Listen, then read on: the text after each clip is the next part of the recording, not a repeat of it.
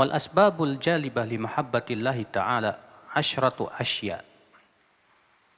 Dan sebab-sebab yang mendatangkan cinta Allah adalah 10 perkara. Ya, ada 10 perkara yang bisa mendatangkan cinta Allah kepada kita. Ya, yang terpenting, Pak, bagaimana Allah mencintai kita, bukan bagaimana kita mencintai Allah. Tapi bagaimana caranya Allah cinta kepada kita. Kata Ibnu Qayyim menyebutkan 10 sebab yang bisa mendatangkan cinta Allah kepada kita. Ahaduha, yang pertama, qiraatul Qur'an. Wat tadabbur, wat tafahum lima'ani wa ma urida bih. Itu membaca Al-Quran dengan cara mentadabburi, memahami makna-maknanya, dan apa yang diinginkan dari ayat-ayat tersebut. Ini penting. Karena Al-Quran itu firman-firman Allah.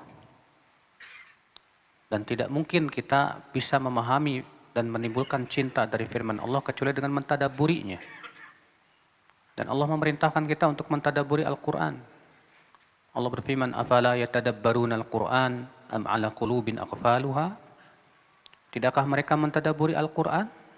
Ataukah hati mereka ada gemboknya, kata Allah. Itu berarti orang yang tidak mau mentadabburi Al-Quran, hatinya ada kuncinya. Ya. Allah juga berfirman, afala yatadabbaruna al-Quran walau kana min indi ghairillahi lawajadu fihi ikhtilafan katsira. Tidakkah mereka mentadabburi Al-Quran? Kalaulah Al-Quran itu berasal dari selain Allah, mereka akan mendapatkan di situ pertentangan yang banyak. Ya. Maka kita berusaha. Tapi ingat, mentadabburi Al-Quran itu bukan antum ambil terjemah, pahami sendiri, Pak. Salah. Mentadabburi Al-Quran itu antum ambil kitab tafsir ulama. Lalu antum lihat, baca bagaimana penafsiran Al-Quran dengan Al-Quran, Al-Quran dengan hadis, Al-Quran dengan pendapat sahabat, Al-Quran dengan pendapat siapa? Tabi'in. Demikian pula ditafsirkan para ulama. Sebab kalau kita ambil Quran terjemah, kemudian kita baca terjemahannya, dipahami sendiri, bahaya. Ini seringkali akan menimbulkan kesalahpahaman dalam memahami Al-Quranul Karim. Dan itu termasuk menafsirkan Al-Quran sebatas dengan ra'yu saja. Dan itu haram hukumnya. Kata Ibnu Katsir dalam tafsirnya, wa amma tafsirul Quran bimujarradir ra'yi fa haram. Adapun menafsirkan Al-Quran semata-mata dengan ra'yu, maka itu hukumnya haram, kata Ibnu Katsir. Ya. Yang kedua, ats-tsani. Yang kedua perkara yang bisa mendatangkan cinta Allah kepada kita, at-taqarrub ilallah bin nawafil ba'dal fara'id.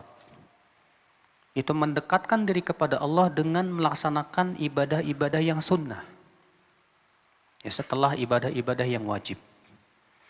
Sebagaimana disebutkan dalam hadis Nabi SAW, Allah Ta'ala berfirman, hadis Qudsi, wa ma taqarraba ilayya abdi bisyai'in ahabbu ilayya mimma aftaratuhu alaih. Tidaklah hambaku bertakarub kepadaku dengan sesuatu yang lebih aku cintai dari apa yang aku wajibkan kepadanya. Wala yazalu abdi yataqarrab ilayya bin nawafil hatta uhibbah. Dan senantiasa hambaku bertakarub kepadaku dengan yang sunnah-sunnah hingga aku pun mencintai dia. Lihat. Ya. Maka dengan kita memperbanyak ibadah sunnah, sholat tahajud, sholat sunnah rawatib, kita jaga, sholat duha. Demikian pula kita berusaha untuk membaca Al-Quran, demikian pula kita puasa sunnahnya dan yang lainnya. Nah, ketika kita jaga ibadah sunnah itu, ini yang akan mendatangkan cinta Allah kepada kita. Ya. Ats-tsalits, yang ketiga, dawamu dzikrillah ala kulli halin bil lisan wal qalbi wal amal.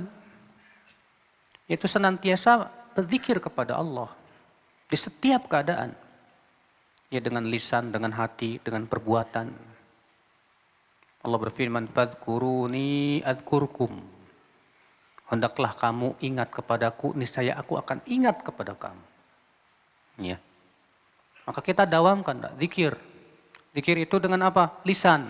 Dengan lisan contohnya apa? Ucapan subhanallah, alhamdulillah, la ilaha illallah, Allahu akbar. Dengan hati contohnya apa? Memahami ayat-ayatnya, memahami hadis-hadisnya, memahami ilmu-ilmu Islam. Dengan amal, berzikir dengan amal apa?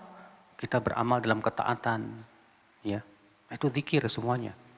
Maka ketika hidup kita tidak lepas dari zikir kepada Allah, itu yang akan mendatangkan cinta Allah kepada kita.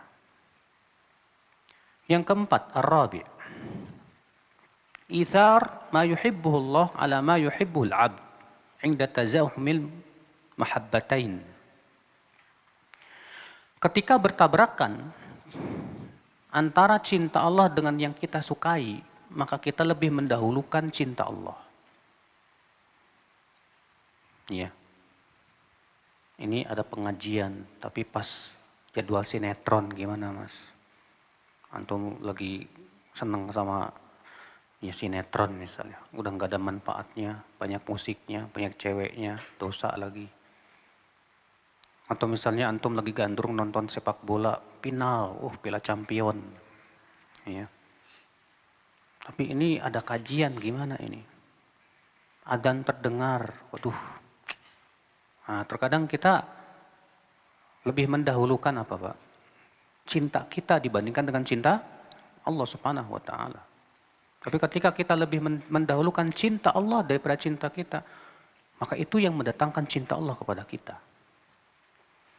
Al-khamis, yang kelima, at-ta'ammul fi asma'illahi wa sifatihi wa ma tadullu alaihi minal kamali wal jalal wa ma laha minal atharil hamidah. Sebab yang kelima yaitu senantiasa memperhatikan nama-nama Allah dan sifat-sifatnya. Demikian pula sesuatu yang menunjukkan akan kesempurnaan sifat dan nama Allah. Demikian pula pengaruh-pengaruhnya yang terpuji. Ya, ketika kita melihat gunung, kita ingat betapa Allah Maha Besar, Maha Kuat. Ketika kita melihat keindahan alam, kita ingat Allah itu Maha Indah. Sehingga kita selalu memperhatikan nama-nama Allah dan sifat-sifatnya di dalam makhluk-makhluknya. Saat itu kita selalu ingat Allah Subhanahu wa Ta'ala. Ketika kita melihat hujan, kita berpikir bagaimana Allah turunkan hujan setetes demi setetes, betapa Allah sayang kepada kita. Ketika kita melihat tumbuh-tumbuhan, tanaman, Masya Allah tanaman itu mengeluarkan oksigen yang kita butuhkan. Selain itu Allah berikan padanya berbagai macam manfaat-manfaat yang luar biasa dalam kehidupan. Kita langsung ingat nama Allah yang Al-Alim, Al-Hakim, Al-Aziz, ya, Ar-Rahim. Yang menunjukkan akan nama dan sifat Allah yang luar biasa. As-sadis, yang keenam, at-ta'ammul fi ni'amillah adh-dhahirah wal batinah wa musyahadati birrihi wa ihsanihi wa in'ami ala ibadihi. Itu senantiasa Pak memperhatikan nikmat-nikmat Allah yang kita rasakan, baik yang lahir maupun yang batin. Ya. Dan selalu kita melihat dan menyaksikan dan merasakan kebaikan-kebaikan Allah kepada kita, Pak. Kenapa? Seorang hamba kalau sebatas mikirin musibah aja, ya, kena sakit, kena musibah, yang dipikirkan oleh kita hanya sebatas pemberian musibah kepada kita. Saya yakin Pak, kita akan terputus dari Allah. Ya.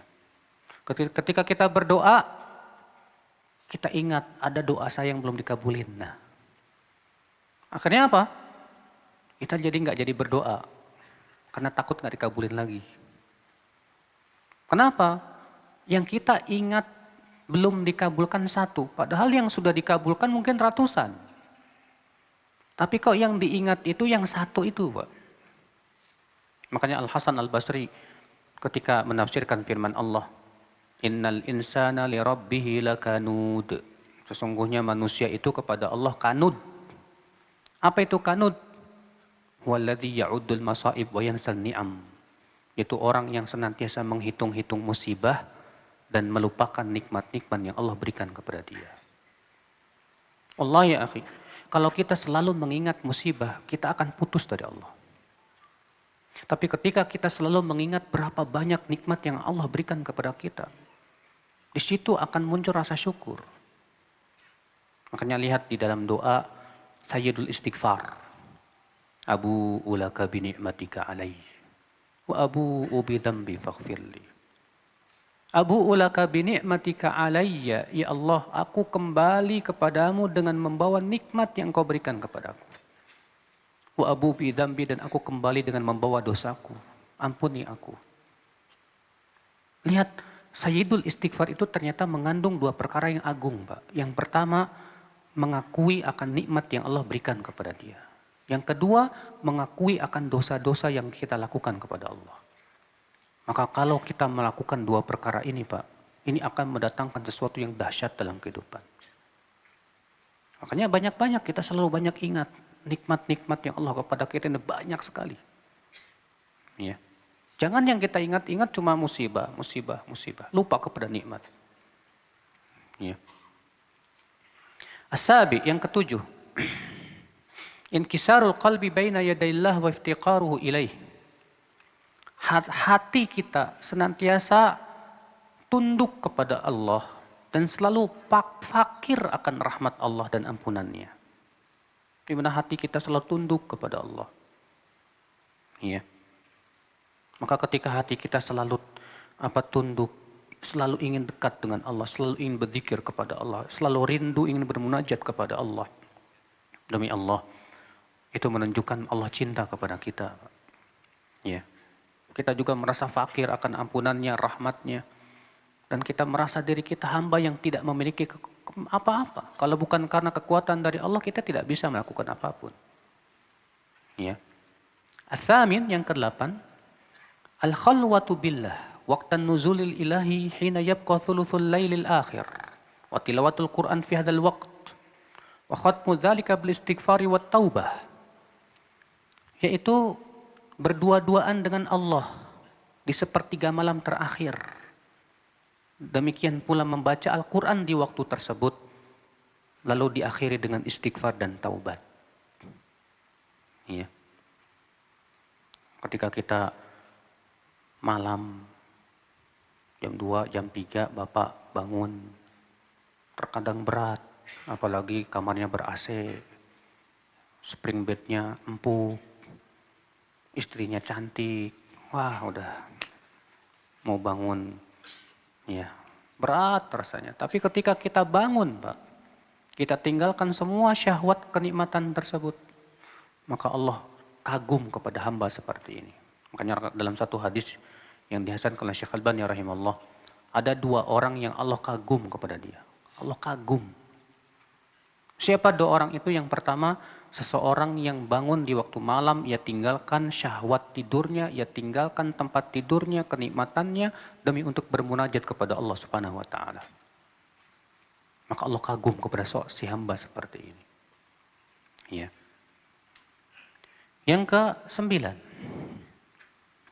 ya, sebab-sebab datangnya cinta Allah.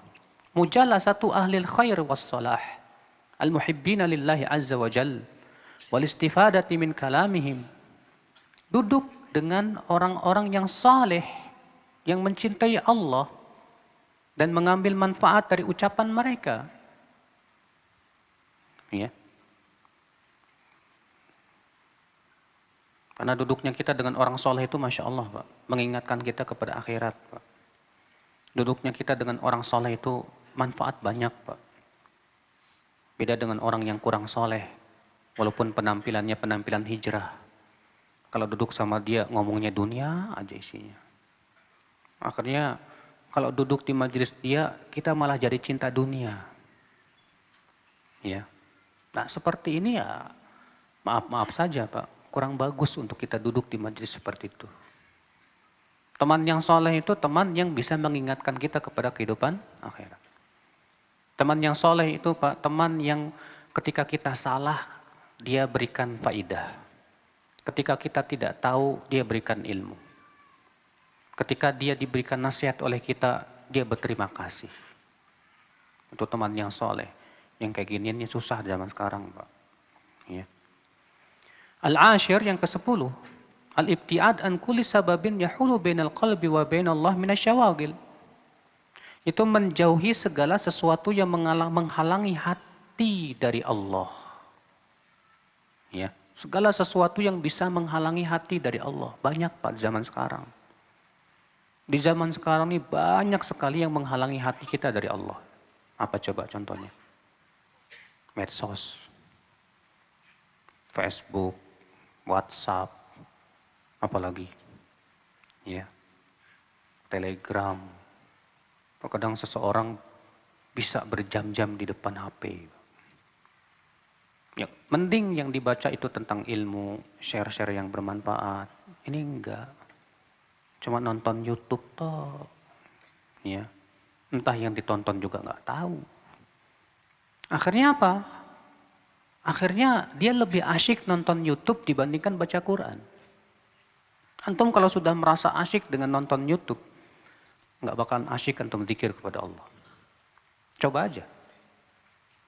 Kalau kita sudah merasa asyik dengan tontonan seperti itu, enggak asyik kita, ya, dengan membaca Quran, dengan membaca kitab-kitab ulama, dengan duduk di majelis ilmu. Kenapa? Karena kalah asyiknya dengan YouTube. Maka itu yang menyebabkan kita terputus dari Allah. Terhalang dari Allah Subhanahu wa ta'ala. Contoh lagi apa, Pak? Yang bisa menghalangi hati kita dari Allah. Hah? Jatuh cinta sama akhwat. Wah, itu besar sekali, Pak, penghalangnya, Pak. Dikirnya bukan Allah lagi. Ya, akhwat. Ya. Allah musta'an. Nah, ini bahaya sekali. Ya. Sehingga akhirnya hati kita terhalang dari berzikir kepada Allah Subhanahu wa ta'ala. Ini bahaya luar biasa. Ikhwata Islam azani Allah wa